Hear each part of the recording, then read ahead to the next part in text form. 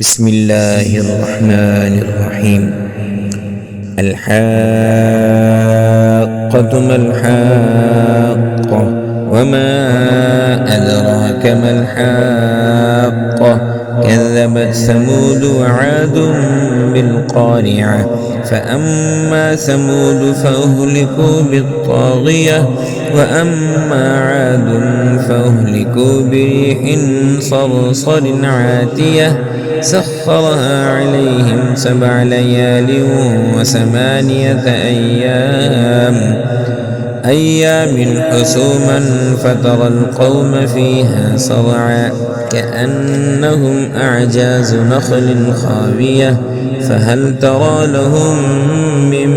باقية وجاء فرعون ومن قبله والمؤتفكات بالخاطئة فعسوا رسول ربهم فأخذهم أخذة رابية إنا لما طغى الماء حملناكم في الجارية لنجعلها لكم تذكرة وتعيها أذن واعية فإذا نفخ في الصور نفخة واحدة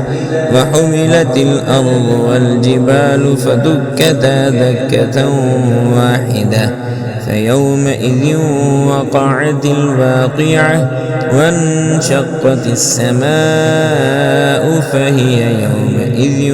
واهية والملك على أرجائها ويحمل عرش ربك فوقهم يومئذ 8 يومئذ تعرضون لا تخفى منكم خافية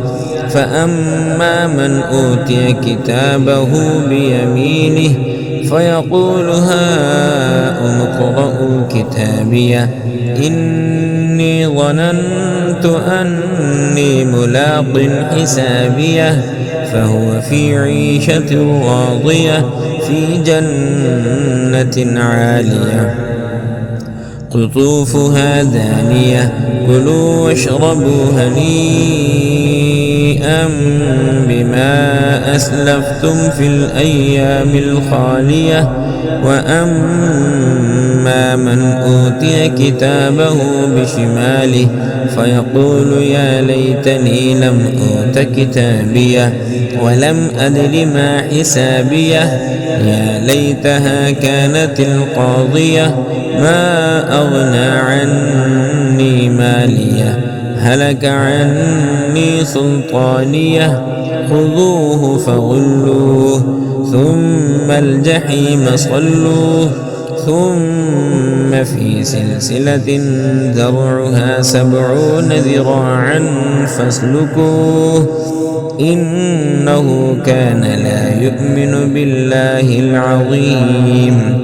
ولا يحض على طعام المسكين فليس له اليوم هاهنا حميم ولا طعام إلا من غسلين لا يأكله إلا الخاطئون فلا أقسم بما تبصرون وما لا تبصرون إنه لقول رسول كريم وما هو بقول شاعر قليلا ما تؤمنون ولا بقول كاهن قليلا ما تذكرون تنزيل من رب العالمين ولو تقول علينا بعض الأقاويل لأخذنا منه باليمين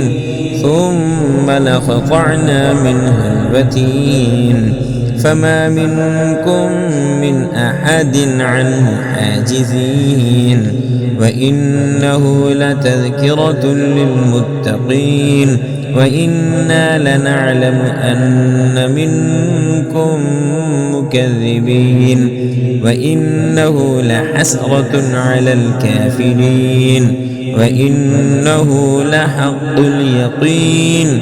فسبح باسم ربك العظيم.